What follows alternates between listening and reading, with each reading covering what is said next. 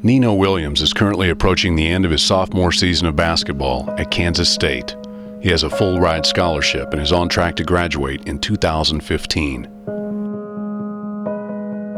From the outside, he appears to have everything, but his success on and off the court hasn't come easily. He was born September 13th, 1991, in St. Louis, Missouri, to Vernita Bruce and Tommy Williams. His father, Tommy, was never involved in his life. When I lived in St. Louis, my grandparents lived in a house with probably like 17, 18 people. Nino's mother had nothing beyond a high school education. She worked multiple jobs to make ends meet. His grandmother was always around, and he became close to his uncles as well. Vernon Bruce is my uncle, my mom's twin, and he basically was a father figure. He always tried to keep me out of trouble. Like my cousins used to be out late night. He used to tell me I couldn't do this. I gotta be in when the street lights on. Like my mom enforced it, but he kind of demanded it. So he was basically like a dad, but an uncle.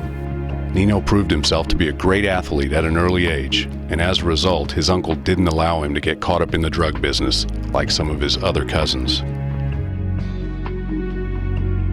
Nino saw his share of the violent side of drug trafficking. His uncle sold drugs out of his grandparents' house.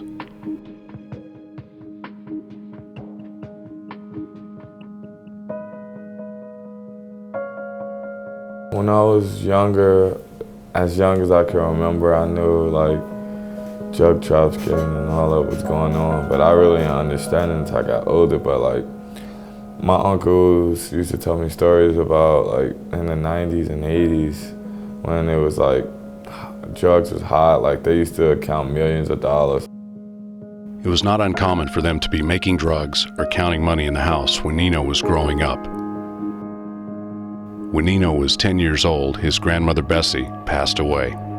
I think it was really hard on my family because she was kind of the backbone of the family. She kept everybody sane. And I think when she passed away, the family kind of broke up.